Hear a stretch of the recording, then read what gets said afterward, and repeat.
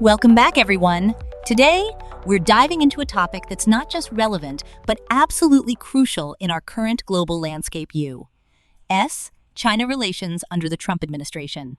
It's fascinating how the political tides shift, and with Trump's victory, we're seeing a significant pivot in how America approaches its foreign policy, especially with China.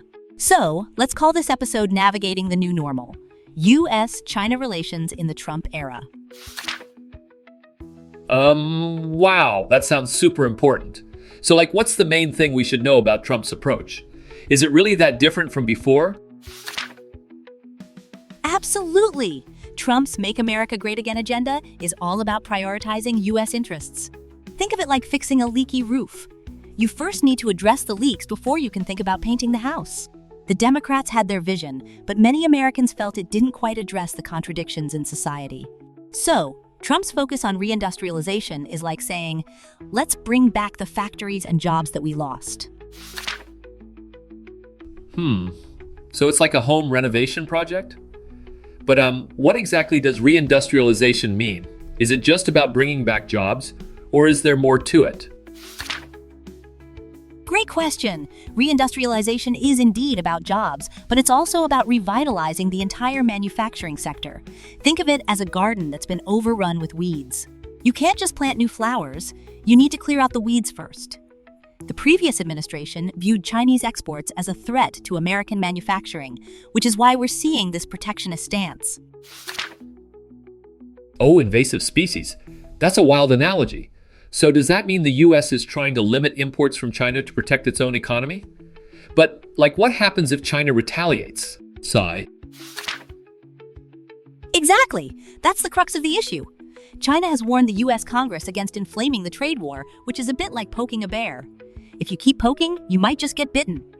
The tensions over trade, technology, and even human rights are like a tightrope walk. One misstep, and it could lead to significant disruptions in the supply chain. Wow, that sounds intense. So, are we talking about potential shortages of products? What if I can't get my favorite tech gadgets because of this trade war? Laughs. Right. That's a real concern. The U.S. is launching a trade probe into Chinese semiconductors, which could lead to tariffs or restrictions.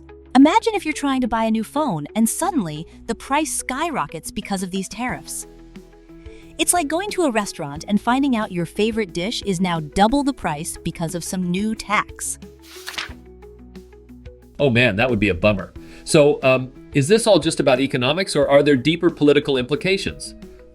How does Taiwan fit into this picture? Sigh. Taiwan is a crucial piece of the puzzle. The foreign minister of China has cautioned against U.S. interference regarding Taiwan, which is like saying, don't mess with our backyard.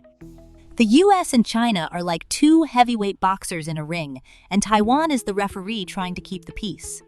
If the U.S. pushes too hard, it could escalate tensions even further.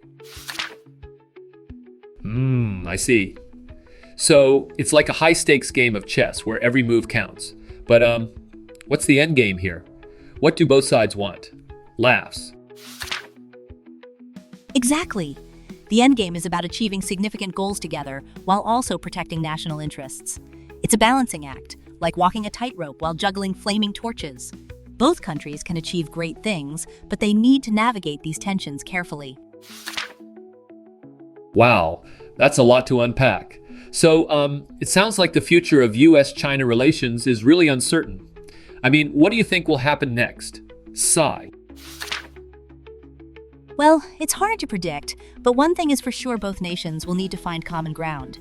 It's like a marriage. You can't just focus on your own needs. You have to consider your partners as well. If they can find that balance, who knows? They might just surprise us all. That's a hopeful perspective. I love how you put that. So, it's all about collaboration, right? But what if they can't find that balance? What's the worst case scenario? Laughs. The worst case scenario could lead to a full-blown trade war, which would be detrimental for both economies. It's like a car crash. You don't want to see it happen, but if it does, the damage can be catastrophic. So, let's hope they can steer clear of that. Fingers crossed. This has been such an eye-opening discussion. I can't wait to see how this all unfolds. Sigh. Absolutely! It's a complex web of interactions, and we'll be here to break it down as it develops. Thanks for tuning in, everyone. Yeah, thanks. I'm excited to learn more about this. Laughs.